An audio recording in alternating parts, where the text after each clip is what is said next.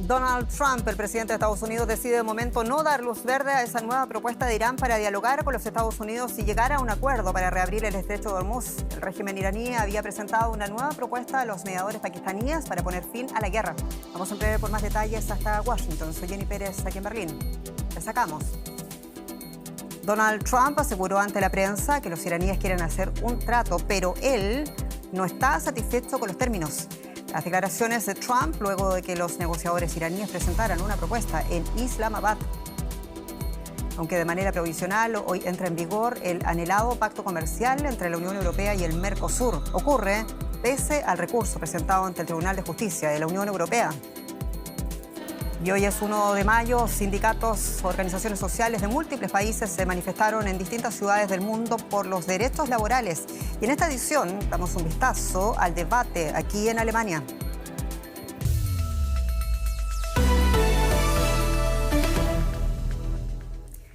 Donald Trump ha expresado literalmente no estar satisfecho con la nueva propuesta de paz que Irán ha presentado a los mediadores pakistaníes para reactivar las negociaciones con los Estados Unidos e Israel. Y pese a ello, ha afirmado que las negociaciones continúan. Mientras tanto, hoy vence el plazo de 60 días que le otorga la legislación estadounidense a la Casa Blanca para continuar con la guerra en Irán y la movilización de tropas sin aprobación expresa del Congreso de los Estados Unidos. Quienes se desplazan a diario para trabajar en Estados Unidos están sufriendo las consecuencias. Los precios del combustible han alcanzado su nivel más alto en años. El aumento no se debe al ciclo habitual de la oferta y la demanda, sino a factores geopolíticos y al conflicto entre Washington y Teherán. Ya me he encontrado a varias personas que dicen que no saben cómo van a ir a trabajar porque se ha puesto muy caro. No solo son los precios de la gasolina, también influye en el precio de los alimentos y de todo lo que hay en la economía. En Washington, el aumento de los precios del combustible choca con los controles históricos al poder ejecutivo. Este viernes vencía el plazo para la administración Trump. O termina su participación en la guerra de Irán o le pide permiso al Congreso para continuar. La Casa Blanca sostiene que el alto el fuego vigente implica que Estados Unidos e Irán no están en guerra, pero esa interpretación fue duramente cuestionada en una audiencia del Senado. Estamos en un alto el fuego, lo que, según tenemos entendido, significa que el plazo de 60 días se detiene o se suspende durante el alto el fuego. Así lo entendemos. No creo que la ley respalde eso. El plazo de 60 días vence posiblemente mañana y eso plantea una cuestión jurídica muy importante para el gobierno.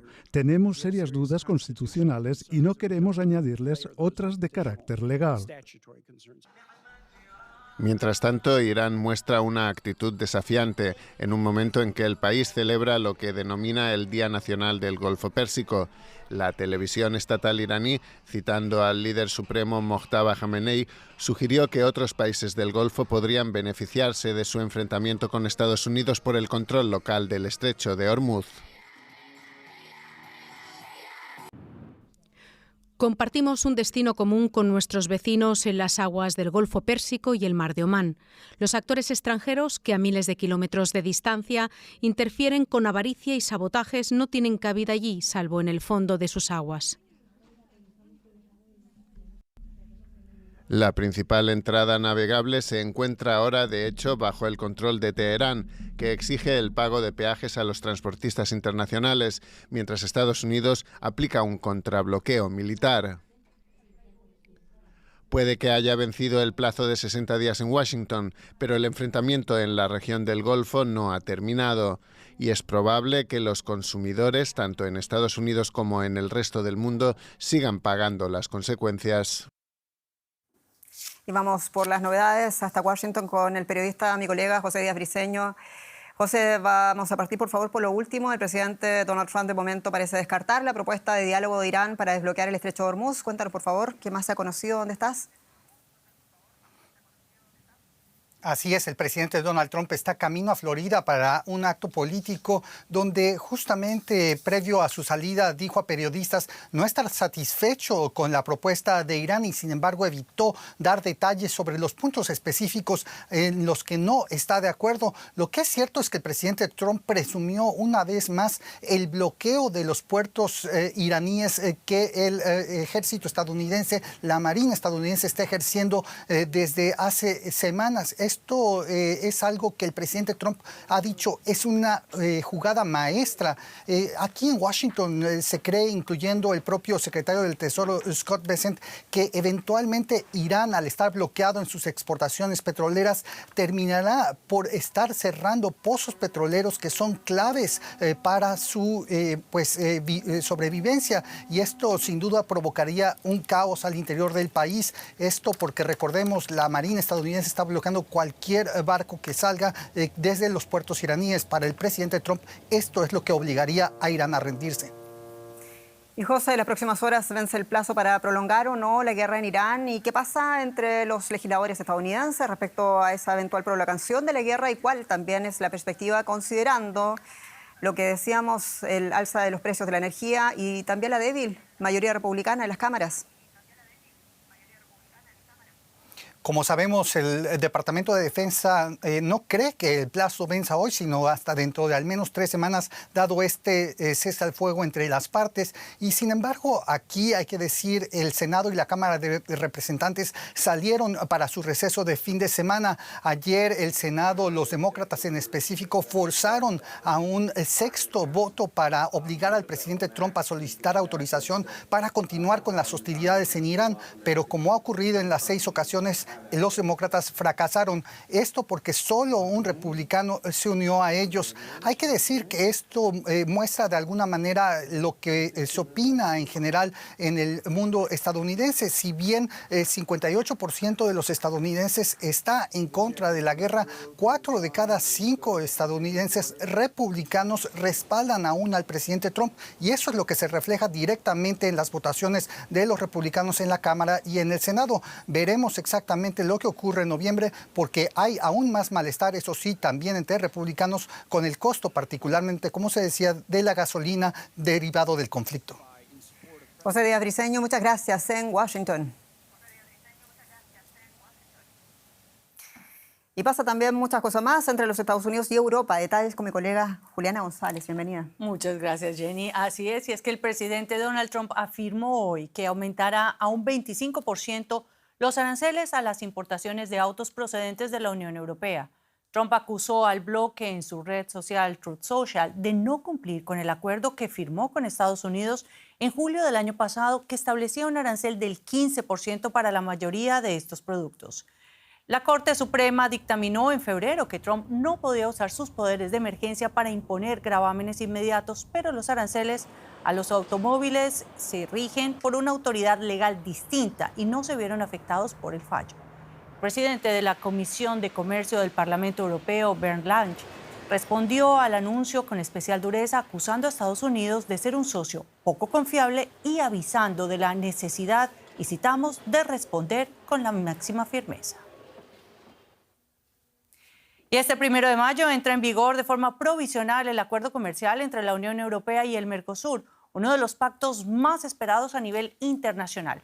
Según la Comisión Europea, los mayores beneficios se concentrarán en la industria automotriz, la ingeniería mecánica y el sector químico.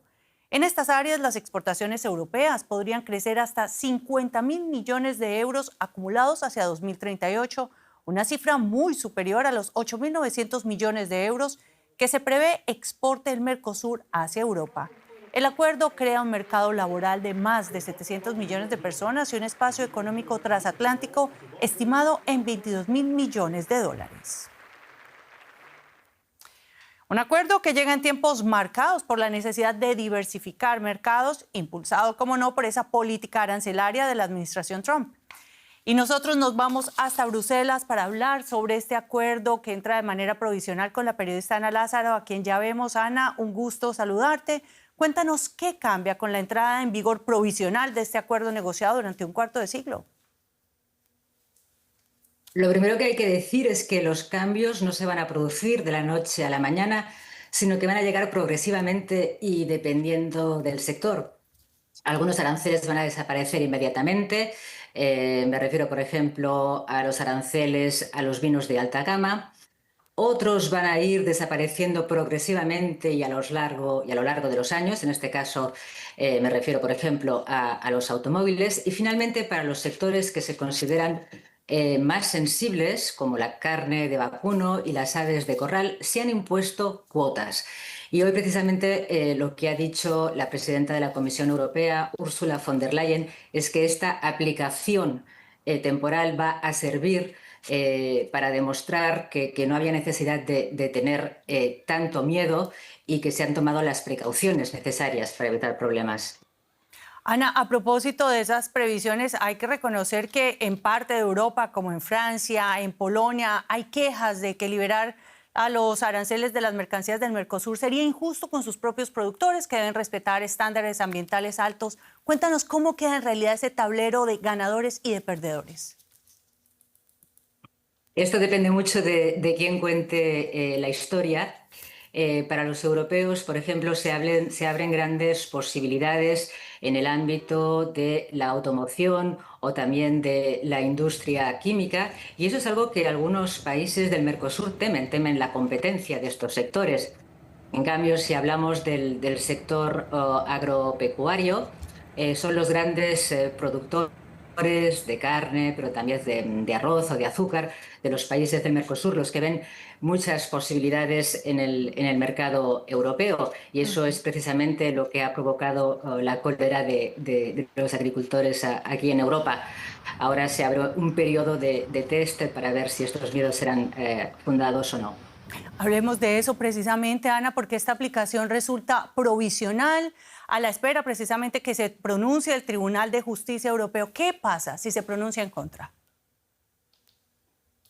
Pues va a depender mucho de cuáles sean los argumentos que utilice, pero lo primero que podríamos ver es que se frenaría la ratificación, y también es muy probable que la Comisión Europea tenga que renegociar algunos de los capítulos que el tribunal podría poner en cuestión. En cualquier caso, esto daría mucha fuerza a los países que se oponen al acuerdo. Estoy pensando, por ejemplo, en Francia. Y también sentaría jurisprudencia de cara a los nuevos acuerdos que la Unión Europea quiere firmar. Y esto ocurre en un momento muy significativo, porque, como acabamos de ver, Trump ha vuelto a imponer aranceles a los coches europeos, y esto va a dar argumentos a Bruselas para seguir negociando otros acuerdos con países que considere más fiables. De momento entra en vigor de manera provisional. Ana Lázaro, muchas gracias por estas informaciones desde Bruselas. A vosotros. Y nosotros nos vamos con un resumen de otras noticias económicas de la jornada. Los Emiratos Árabes Unidos abandonan oficialmente este 1 de mayo la Organización de Países Exportadores de Petróleo, la OPEP.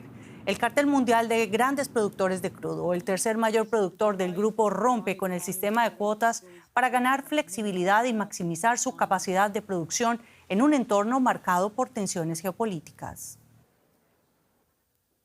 Japón inició su campaña de intervención en divisas de 2026 para frenar el valor del dólar frente al yen, según la agencia Reuters, la primera en casi 2 años. La intervención impulsó una apreciación del yen de hasta el 3%. Las tensiones en Medio Oriente han impactado en la inflación y el coste para empresas y hogares. A pesar de los problemas de suministro y del elevado precio de los chips de memoria, Apple ha obtenido unos beneficios de $29.000 millones en el primer trimestre de 2026.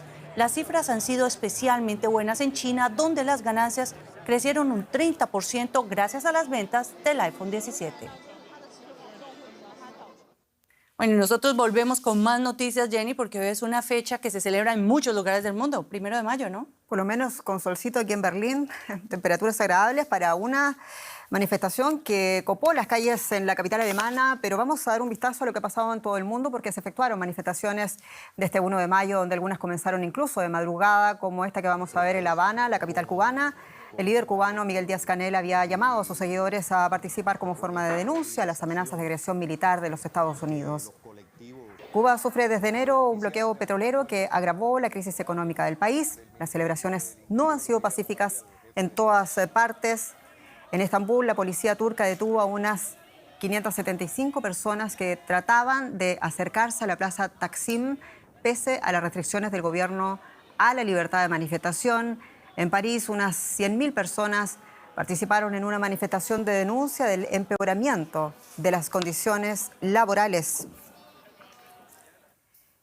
Y claro, damos un vistazo también a la situación en Alemania, porque el Día del Trabajo ha estado marcado este año por un fuerte tono reivindicativo. En numerosas ciudades se celebraron actos convocados por los principales sindicatos, en un momento en que la economía sigue estancada y la coalición de gobierno prepara recortes en el gasto social. Muchos trabajadores temen que estos ajustes terminen afectando directamente a sus pensiones, prestaciones sanitarias y sociales.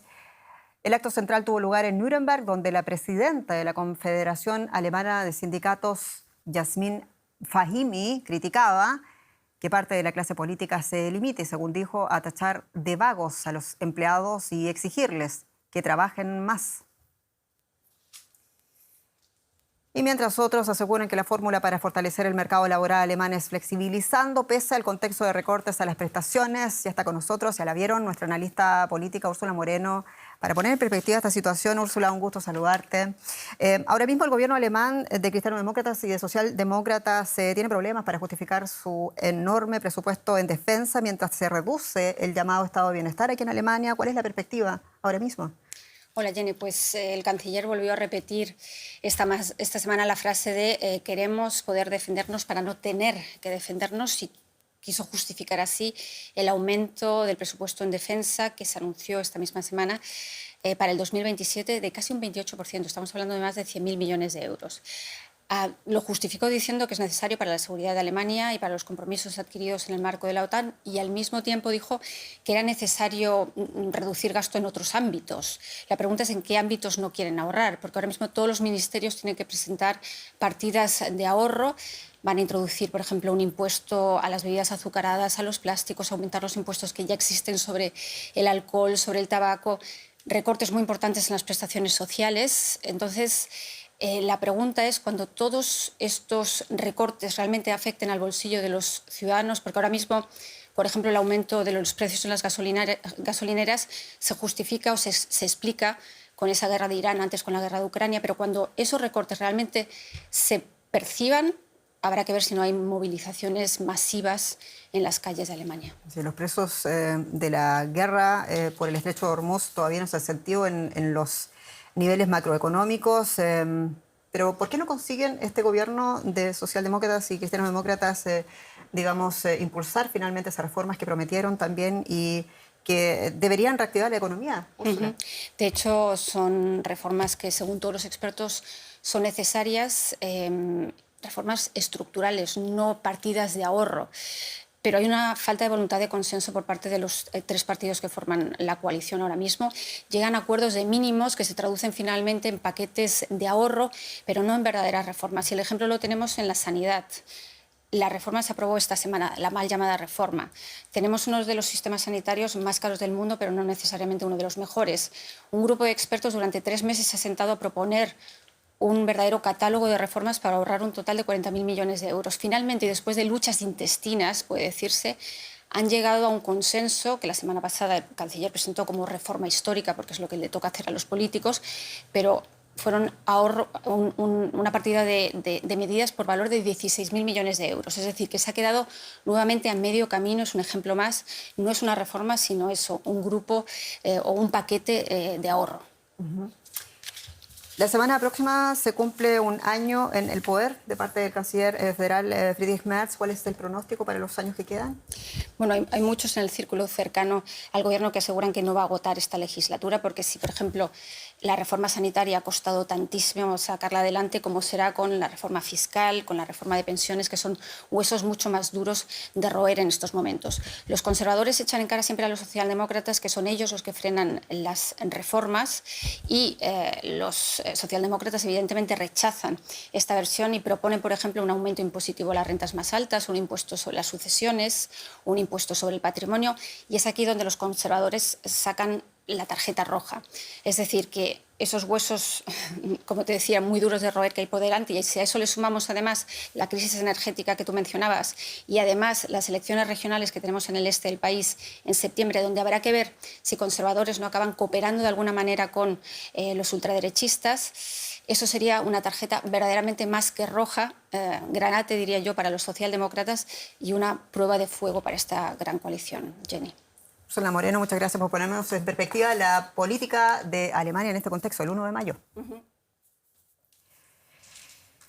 Claro, se mueven las cosas en el mundo y vamos a querer dar una mirada a lo que está pasando ahora mismo en una situación que hemos visto en Colombia, donde en marzo un gran escándalo sacudía al mundo del libro. Hachette, una de las 5 grandes editoriales, tuvo que retirar la novela de Shy Girl por tener supuestamente un contenido de hasta el 78% hecho con inteligencia artificial. Bueno, el caso impulsó el establecimiento de protocolos para detectar el uso de la inteligencia artificial, pero esta tecnología parece haber aterrizado hace tiempo en el sector. Sus defensores dicen que sirve para la reducción de costos, agilización de procesos y también producción masiva de textos. La discusión también se dio, claro, en el marco de la Feria Internacional del Libro de Bogotá, que se celebra hasta el próximo 4 de mayo. No es un invitado oficial, pero está muy presente. La inteligencia artificial ha llegado a la Feria del Libro de Bogotá, Filbo. La IA es un aliado para Nicolás y sus socios en su emprendimiento editorial en Colombia. Yo entiendo, hay mucha preocupación por el uso de estas herramientas. Sin embargo, yo lo que creo, y mis colegas en la compañía, en Chivaleta Editores, es como al fin los computadores están haciendo lo que soñábamos que hicieran. Utilizando herramientas de la inteligencia artificial, Nicolás y sus 4 socios publicaron más de 30 libros en los últimos 2 años. Hay una herramienta alucinante que podemos emplear y que estamos empleando todos, y que siempre y cuando se haga de manera razonable y encontrando los humanos capaces de mediar esos procesos también y llevarlos adelante, pues es un sueño. En muchos escenarios es un sueño. Pero ese sueño es una pesadilla para ilustradores como Emanuel Laverde, que ve el uso de inteligencia artificial como un robo del proceso creativo. La inteligencia artificial nos borra y nos quita el proceso entre la idea y el producto que queremos tener, ¿cierto? Y el arte es precisamente esa lucha entre la idea y el objeto que queremos tener. Yo creo que los libros que hacemos reflejan esa investigación, esa lucha detrás de un libro o de una publicación. Y creo que eso la gente lo siente cuando lo ve. Algunos editores consideran que el uso de la IA se aplicará para producir textos de consumo masivo, pensando más en gustos ya adquiridos, dejando a un lado la calidad literaria. Una herramienta como la IA puede producir algo que le guste a muchas personas porque fácilmente puede imitar un estilo de un texto en el que muchas personas se sientan llamadas a leerlo, o con ciertos tópicos que le gusten a muchas personas. Entonces creo que sí, creo que se puede construir un bestseller con IA. Muchos visitantes de la Feria del Libro de Bogotá dan a entender que la producción literaria de la inteligencia artificial aún no es de su gusto. En ese sentido es un fraude, porque sí se pierde como esa parte como ritual que tiene la escritura, que es como de soltar y de, no sé, como producir algo desde como tus vísceras, no sé cómo decirlo. En el campo de la escritura creativa, pues la tarea es usualmente bastante más compleja, y ahí me parece que la inteligencia artificial no tiene mucho que aportar por lo pronto. No creo que haya que satanizar la inteligencia artificial. Yo creo que es una herramienta como cuando apareció el Internet, pero me daría mucha jartera leer un libro todo hecho por inteligencia artificial, porque es como una operación matemática, es un conjunto de datos. Para los autores, el desafío es que sus obras no sean utilizadas para alimentar sistemas de inteligencia artificial en tensión con el derecho de autor. Y en menos de 6 semanas dará comienzo el Mundial del Fútbol, pero alrededor del torneo vienen surgiendo críticas, por ejemplo, por el precio de las entradas y también por cuestiones en torno a los derechos humanos y posicionamiento político. Bueno, estos temas se abordan este fin de semana en el Congreso Anual de la FIFA, que se celebra en Vancouver, Canadá, uno de los 3 anfitriones, naturalmente junto a México y los Estados Unidos de este Mundial. Una protesta en Vancouver por el impacto del Mundial en una ciudad que será sede de 7 partidos. Entre los manifestantes frente al Congreso de la FIFA había empleados del sector hotelero cuyos salarios se mantienen estancados pese a la subida de los precios de las habitaciones. Otros señalan que las personas sin hogar están siendo expulsadas del centro antes del inicio del torneo. Se está gastando mucho dinero en estos partidos que podría destinarse a la construcción de mini viviendas o de lugares para albergar a la gente, pero en lugar de eso se utiliza para 7 encuentros de fútbol.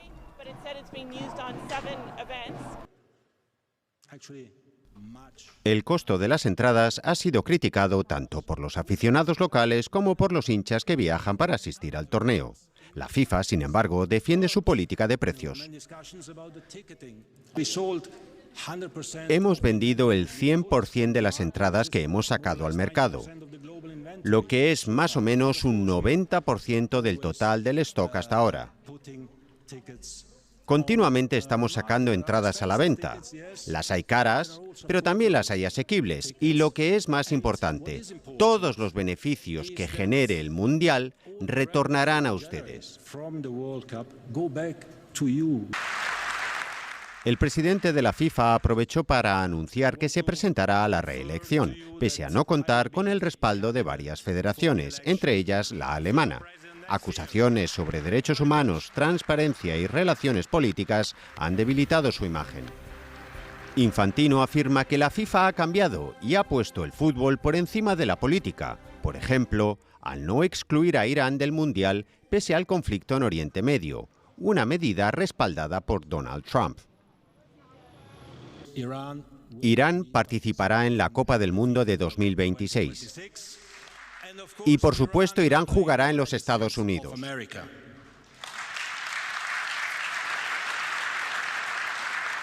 Y la razón, queridos amigos, es muy sencilla. Tenemos que permanecer unidos. Infantino ha sido criticado por un intento fallido de lograr un apretón de manos entre la delegación israelí y la palestina. La Federación Palestina de Fútbol lleva tiempo pidiendo a la FIFA sanciones para Israel.